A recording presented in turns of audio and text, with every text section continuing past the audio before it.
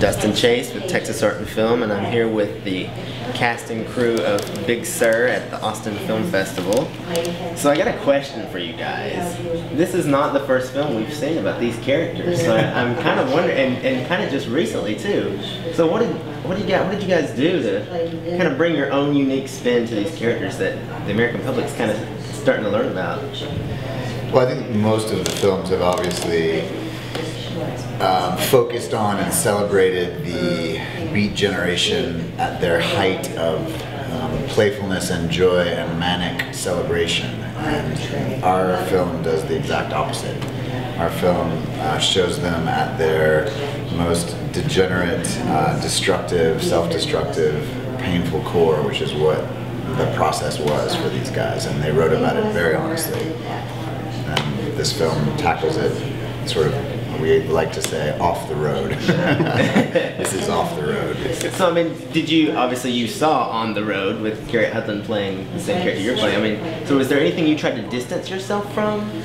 You know, I mean, I think every actor who takes on a character that, like Jean-Marc did or I do, that has such a place, an iconographic place in people's minds, that they have, you know, a sense of who this person is that honestly I don't think anybody knows who this person is except for the people who actually met him. And I think the reality is these guys were different to every person that they met because they were wildly complex, troubled, interesting characters who, you know, you might meet them one day and find them to be lovely, and you might meet them later that night and find them to be a total asshole, you know? So I think it's really unfair to say they need to be played a certain way. And I think you know, that's the thing about being an actor, you get to kind of take it, you get to take an angle on it, and hope that, at least in this case, the angle that we're taking is a very different one from what the rest of the movies are, because it's a point where they're a little burnt out. They're in a very different place.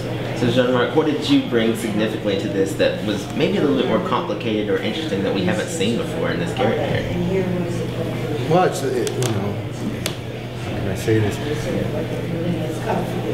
Bonnie and Clyde, you know, the gunslingers of time, and Jack and Neil are characters in On the Road who represent a certain myth for a whole bunch of people and many different generations. And Big Sur is about becoming the myth and trying to live up to that myth, which was the 20th century in many ways, and how one sacrifices oneself to remain a myth. Hemingway was in the same kind of, you know, complex, and so I think Salinger, yeah, and it goes with the century. I mean, it was a very egotistical century in terms of government, in terms of our nation, and these guys were reacting against this kind of tranquil Eisenhower, leave it to Beaver world, and explore as artists should, and be fearless in their exploration. And, you know, you had that in journalism in Vietnam, you had it, and so it really was a great period for exploration. And that's why I think it's important today, where that exploration has been completely muffled by technology. So to all of you, I mean, what do you hope that when audiences see this, and we're going to see it tonight, what do you hope that they come away with this that maybe they didn't know before from seeing these other films? I mean, what do you hope the audience walks out of that theater thinking? To me, what I took away from this film, the reason why I'm very proud of this film, is because this is a story about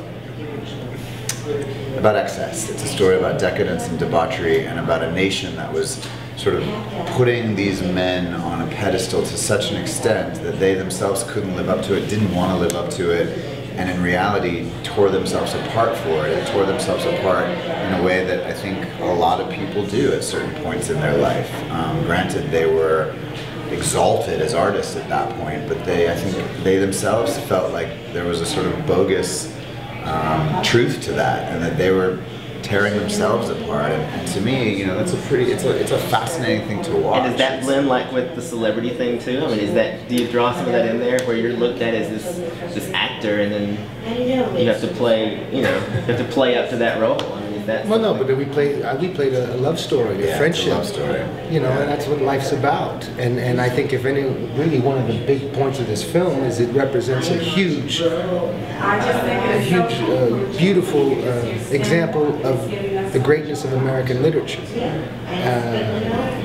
the narration is really put ahead in this film. Really, it's a character, the narration, and all of a sudden, Jack from On the Road, which was a very kind of existential kind of style, went to and started doing Thomas Wolfe with paragraphs that were 2 pages long and only 2 sentences, and all of a sudden creating something that the American literature had seen before in Thomas Wolfe, but was now seeing done to a kind of jazz rhythm, and what the beauty of literature can be. So I think what can really come out of this film, especially I think for the younger generations, is the power of literature. This to me is a unique film because it is a book on film. In the sense of that you are actually, it is a book on film. You are actually listening to a book as you are watching the scenes from the book, but you are literally. And it's like Bach. You have 3 different voices. You got the narration, you got the scenes going on at the same time, and then you got that wonderful music from the Nationals. So all of a sudden, it really is a technologically very cinematic in a new way, and that's due to our great director Michael Polish. I think we were actually really lucky to go to this place and experience our own development and our own. No, and also what should be said is Big Sur is a mythical place for for Americans and Californians especially. It's the West of the West, and it's there where all of a sudden your dreams are futile.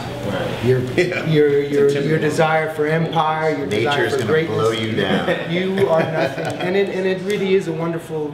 I think it's a wonderful analogy to our 20th century. Well, thanks for being here.